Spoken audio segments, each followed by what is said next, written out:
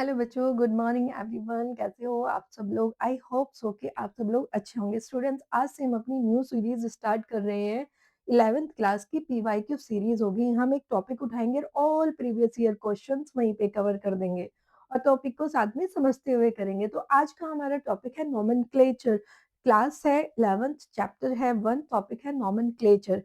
बेटा, कोई भी स्पीसीज होती है एनिमल्स की या प्लांट की, उनको नेम कैसे दिया जाता है? जैसे इंडिया में हमें पता है आम, अगर हम आम को लेते हैं, हमें पता है आम क्या होता है, लेकिन इंडिया वालों को तो पता है आम क्या होता है, लेकिन फॉरेन में कैसे पता चलेगा कि इसका नाम आम ही होता है?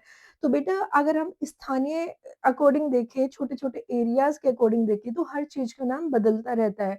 तो वैज्ञानिकों ने क्या किया है, एक साइंटिफिक नेम दिया है कि ऑल ओवर वर्ल्ड उस जो भी है वो एनिमल है, प्लांट है, कोई भी स्पीसीज का, उसका एक ही नाम होगा, जिसे कहते हैं साइंटिफिक नेम। तो साइंटिफिक नेम कौन देता है बेटा? ICBN। ये एक संस्था का नाम होता है, international code of botanical nomenclature. Botany से रिलेटेड क्या क्या होती है बेटा? प्लांट्स होती हैं, फंजाई होती है, एल्गी होती है। तो उनको साइंटिफिक नेम कौन प्रोवाइड कराते हैं? International code of botanical nomenclature. Second होता है ICZN, international code of zoological nomenclature. जितने भी एनिमल्स होता है, अगर उनकी कोई स्पीसीज मिलती है तो उसको साइंटिफिक नेम कौन देता है बेटा? International code of zoological nomenclature. Nomenclature के कुछ रूल्स होते हैं।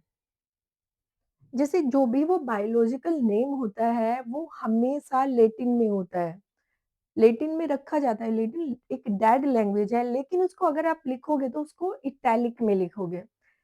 सेकंड रूल क्या होता है, जो बायोलॉजिकल नेम होता है बेटा, साइंटिफिक जो नेम होता है, उसका जो फर्स्ट वर्ड होता है वो हमेशा उस स्पीसीज के जीनस से लिया जाता है, और जो सेकंड नेम होता है उस स्पीसीज का नाम होता है। ठीक है।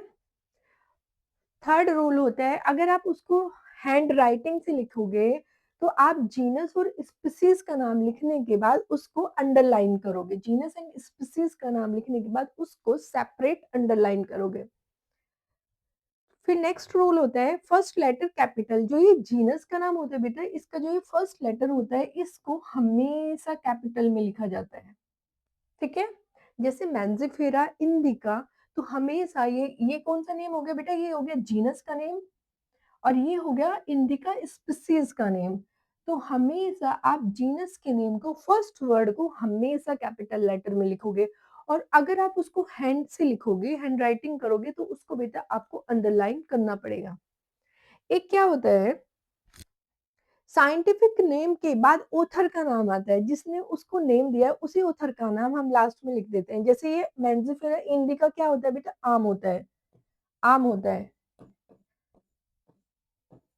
हो सकता है आम के नाम से उसको सब जगह पे ना जाना जाए, ठीक है, लेकिन अगर आप बोलोगे मैंजिफेरा इंडिका, तो ऑल ओवर वर्ल्ड में पता चल जाएगा कि ये मैंगो के बारे में बात कर रहा है। तो मैंजिफेरा क्या हो गया बेटा? This is a genus, first word is capital. ठीक है। और अंडरलाइन हैंड राइटिंग से लिख रहे हो तो अंडरलाइन, थोड़ा सा इटैलिक लैंग्वेज में थोड़ा सा।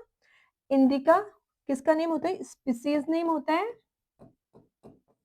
लेकिन बेटा मैंने इसमें क्या किया है, जीनस का नेम भी दिया, स्पीसीज नेम भी दिया, लेकिन मैंने लास्ट में लिन लिखा है। लिन क्यों लिखा है? उसके साइंटिफिक नेम के बाद उसके ऑथर का नाम लास्ट में अगर आपको लिखना है तो स्मॉल लेटर में उसका लिख सकते हो। जैसे कि किसने? कैरोलस लिनियस ने दिया था, तो हमने लिन को उठाया और मैंजिफेरा इंडिका लिन कर दिया, तो लास्ट में क्या होता है? ऑथर का नेम होता है। तो बेटा ये नीट 2019 में इसमें मतलब स्टेटमेंट बेस में क्वेश्चन था कि अगर हम ऑथर का नाम भी हो तो किस तरह से लिखेंगे, इसको इस तरह से लिखेंगे या इस तरह से लिखेंगे, आपको स्टेटमेंट में सिलेक्ट करना था। आई होप सो बच्चों आपको समझ में आया होगा। Have a good day to all of you.